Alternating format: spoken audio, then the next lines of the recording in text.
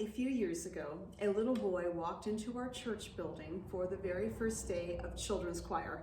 It was his first time in our church, and I think maybe his first time in any church. He immediately noticed a very large painting of Jesus that hangs opposite the front door. "Who is that?" he wanted to know.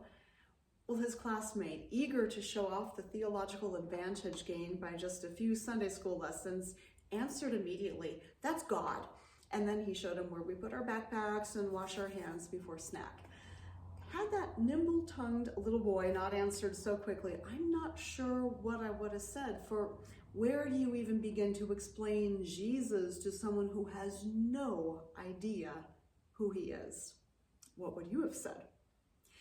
Those little boys, I think, would have fit nicely into the Gospel of Mark, because the question of who is Jesus is always popping up. Everyone wants to know, from the religious leaders to the king. Even Jesus' own disciples want to know who he is. So one day, while walking from the town of Bethsaida on the northern shore of the Sea of Galilee to the hill country even further north, Jesus himself asks the big question he knows is on everyone's mind. Listen to Mark telling the story in chapter 8. We'll begin with verse 27.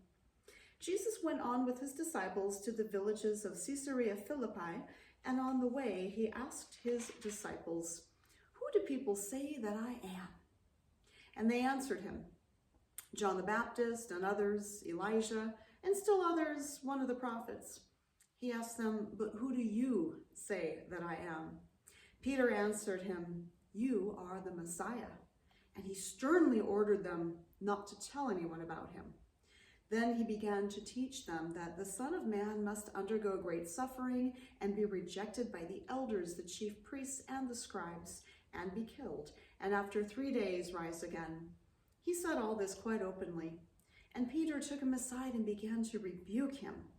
But turning and looking at his disciples, he rebuked Peter and said, "Get behind me, Satan, for you are setting your mind not on divine things, but on human things." He called the crowd with his disciples and said to them, "If any want to become my followers, let them deny themselves and take up their cross and follow me. For those who want to save their life will lose it, and those who lose their life for my sake and for the sake of the gospel will save it. For what will it profit them to gain the whole world and forfeit their life? Indeed, what can they give in return for their life? Those who are ashamed of me and of my words in this adulterous and sinful generation, of them the Son of Man will also be ashamed when he comes in the glory of his Father with the holy angels." That first question, who do people say that I am? It's almost a rhetorical question. Jesus knew the rumors as well as everyone else did. People had been wondering if he might be a reincarnation of John the Baptist. Never mind that he and John were contemporaries and had in fact been seen together. That answer fails the IQ test.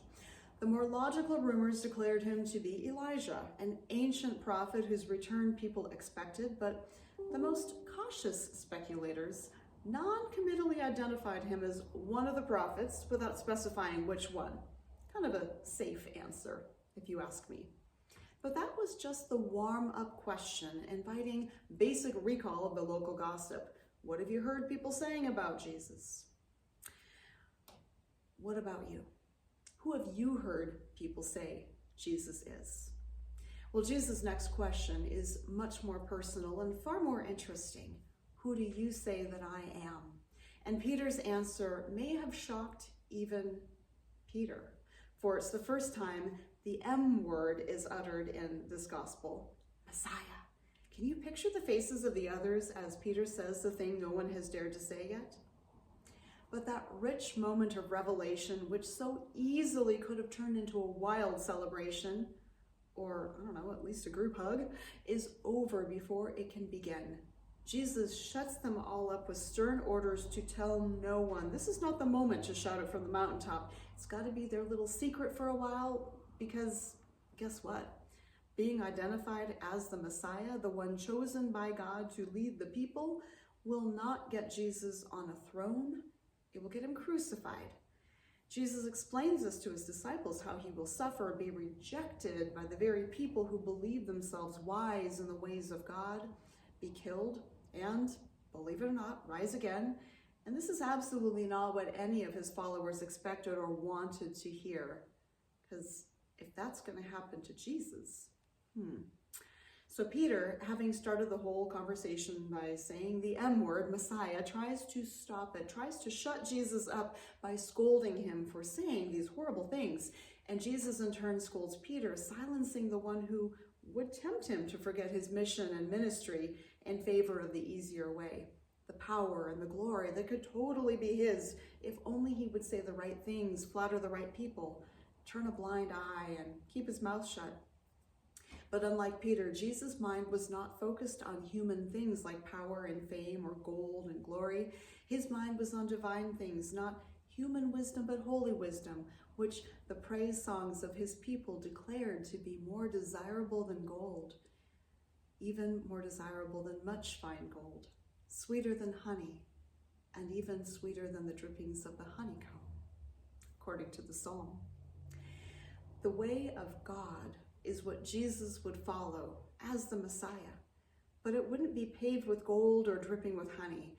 It would be the path of suffering, not because God willed Jesus to suffer, but because Jesus was God's embodied word.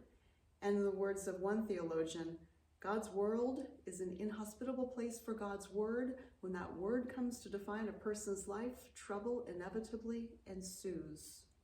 Trouble would ensue, and Jesus needed his disciples to know it.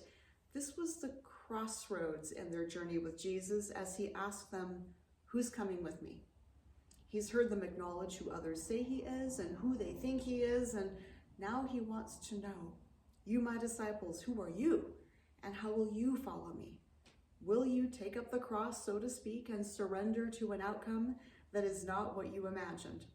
There won't be a throne. There may be thorns. Are you in? Or are you too proud to follow me, too ashamed of me and my teachings, which will always be rejected by the rich and the powerful? Because there's only one way to do Jesus proud. And it seems his people were going to have to lose their own pride to do it, standing up for the underdogs, which tends to get us pushed around by the top dogs, Are we in? The question is as heavy as a solid wooden cross, because following Jesus is not quite as comfortable as sitting in a lovely space, listening to beautiful music and basking in the glow of candles and holiness. It's not as easy as hanging up a pretty cross on your living room wall or even wearing one around your neck. Following Jesus, what does it mean? What does it mean to be a disciple? Well, the Dictionary for United Methodists, seems we have our own dictionary, offers this definition of discipleship: the active living of the individual Christian in accordance with the teachings of Jesus Christ, that is, being as effective a disciple of Christ as possible. Discipleship involves a ministry of outreaching love and witness to others concerning Christ and God's grace. Discipleship also calls the Christian to ministries of servanthood and service to the world, to the glory of God, and for human fulfillment. So what are the needs of God's people and of God's world, and what might it look like to meet those needs? How are we being called to follow Jesus in service and servanthood to the world? These are just a couple basic questions to help us figure out what it means to follow Jesus, and are we willing to do it?